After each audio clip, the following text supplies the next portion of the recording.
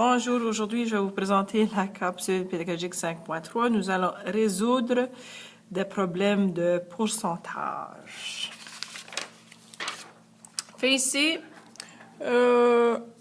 finalement une droite numérique où est-ce qu'on a des pourcentages. 70% d'un nombre est égal à 65. Disons que j'utilise ma droite numérique pour essayer de comprendre à peu près c'est quoi ce qui se passe dans cette situation ici. Ça fait, ma droite numérique ici, j'ai de 0 à 50%, 100%. Chaque espace vaut 10%. Ici, si ça c'est 50, alors ceci c'est 60%. Et, 70% d'un nombre. Oupsie. Je vais aller à 70% ici. Alors, 70% d'un nombre, le nombre, ça fait 70% d'un nombre, on ne le connaît pas. C'est n qu'on ne connaît pas. Est égal à 63. Alors, je pourrais peut-être estimer à peu près c'est combien que mon nombre peut être. Alors, si... comment est-ce que je pourrais faire ça? 1, 2, 3, 4, 5, 6, 7. 7 espaces, 63. 1, 2, 3, c'est presque la moitié. 30, 25. Disons, je vais estimer, là, c'est 63 plus 25, environ. Alors, ça me donne 88. Peut-être que le nombre peut être environ 88. Maintenant, je vais faire des calculs. Alors, je vais transformer l'énoncé ici en maths. Alors, 70%, je sais que c'est 70 sur 100. D'un nombre, c'est comme si je disais de un nombre, mais je fais un D accent aigu, mais le de, c'est 70% d'un, ça c'est notre multiplication nombre, n, c'est notre nombre, est égal à 63. OK, ça fait 70% d'un nombre égale 63. Bon, 70%, le nombre décimal de 70%, c'est 7 dixièmes. 70 divisé par 100 est égal à 7 dixièmes. Multiplié par n est égal à 63. Ça fait encore une fois, je ne connais pas c'est quoi n, mais ici j'ai une équation. J'ai 7 dixièmes multiplié par n. Si je veux isoler mon n, ce que je fais, je vais diviser par 7 dixièmes. Qu'est-ce que je fais d'un côté? Je fais de l'autre. Alors, si j'ai 63 divisé par 7 dixièmes, ça me donne 90. Alors, n est égal à 90. Alors, dans ce cas ici, vous voyez, j'avais genre estimé que n serait environ 88, mais on vient de découvrir que n est égal à 90. Alors, 70% d'un nombre égale 63. On est en train de dire que 70% de 90 est égal à 63. Bon. Je vais vérifier. 70% de 90. 0.7 fois 90, 90, c'est égal à 63. OK. Je m'assure qu'on a la bonne réponse. Continue.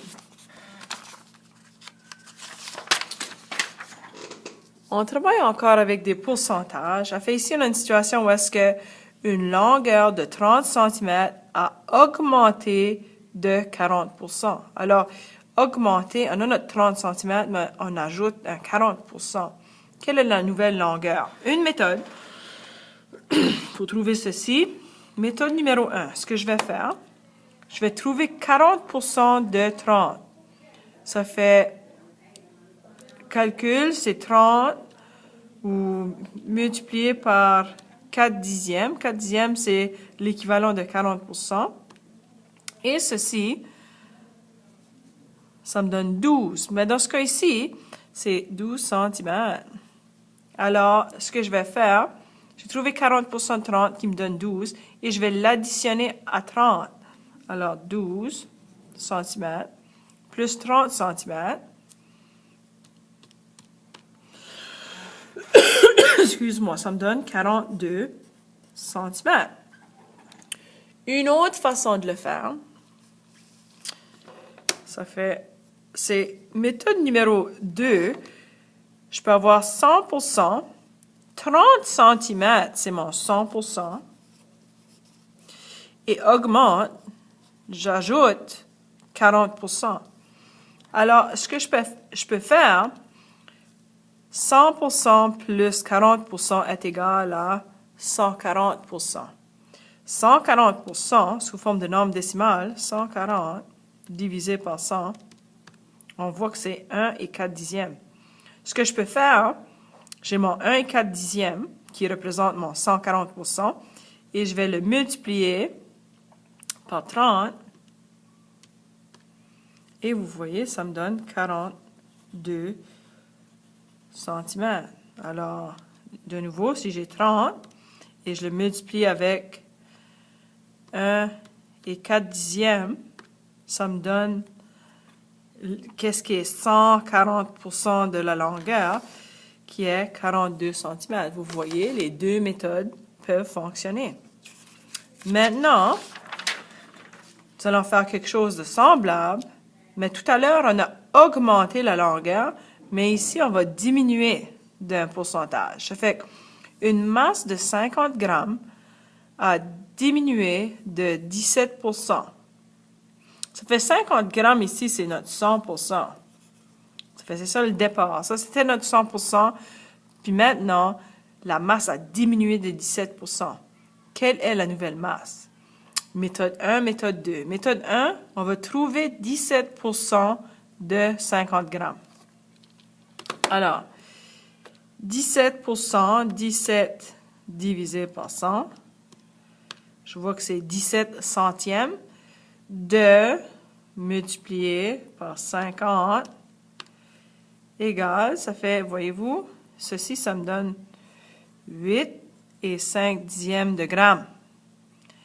Ce que je fais, c'est parce que c'est une diminution. Alors, si je commence avec 50 grammes et j'enlève 8 et 5 dixièmes de gramme, alors j'ai 50, j'enlève 8 et 5 dixièmes de gramme, il me reste 41 et 5 dixièmes de gramme. Ça fait, après une diminution de 17%, on veut savoir quelle est la nouvelle masse. La nouvelle masse est 41 et 5 dixièmes de gramme. Bon, ici, on va faire la même méthode que tout à l'heure, mais au lieu d'ajouter 100% plus 40, ici, on a 100% qui est 50, mais on va enlever 17%. Et qu'est-ce qui me reste? C'est 83%. Alors ici, c'est 83%. 83%, ça fait, c'est égal à, si je fais 83 divisé par 100, ça me donne 83 centièmes.